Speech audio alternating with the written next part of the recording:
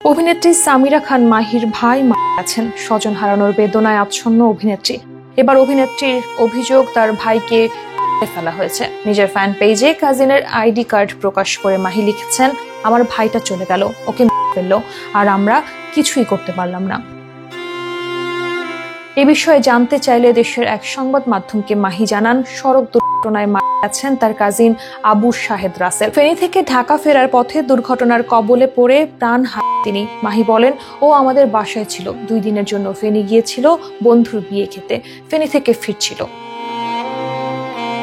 মাহি বলেন, কুমিল্লার ময়নামতি ক্রস করার পর দুর্ঘটনা ঘটে। রাত 12টা 15 মিনিটের দিকে ওর গাড়িকে বড় একটি গাড়ি ধাক্কা দিয়ে পুকুরে ফেলে দেয়। অনেক পানি ছিল, মূল রাস্তা থেকে পুকুরটা দেখাও যাচ্ছিল না। পাশাপাশি দুর্ঘটনার সময় আর কোনো গাড়িও ছিল না সেখানে। একটা বাইক ছিল, ওই বাইক আরোহীরা ওকে দেখেন, ওনারাই নিকটস্থ হাসপাতালে নেন। ওই হাসপাতালে না রাখলে পাশের আরেক হাসপাতালে নেওয়া হয়। সেখানে 1 ঘন্টার মতো বেঁচে ছিল আমার কাজিন। কাঁদতে কাঁদতে মাহি বলেন, ওকে যে হাসপাতালে নেওয়া হয়েছিল সেখানকার লোকজন বলেছেন ইন্টারনাল ব্লিডিং এর কারণে মৃত্যু হয়েছে। অক্সিজেন দেয়া হচ্ছিল কিন্তু রাখতে পারছিল না, কারণ নাক মুখ দিয়ে রক্ত ছিল।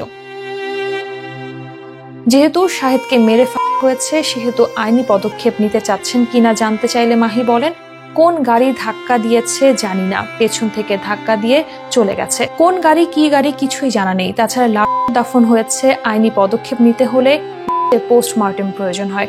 আমরা চাইনি কোনো কাটাছেঁড়া করা হোক। কাজিন শাহেদের সঙ্গে ছিল মাহির বাগদত্তা সাদাত সাফি নাবিলের ভিজিটিং কার্ড। উদ্ধারকারীরা ওই কার্ড থেকে নাম্বার নিয়ে সাফির সঙ্গে মোবাইল ফোনে যোগাযোগ করে শাহেদের মৃত্যু সংবাদ দেন।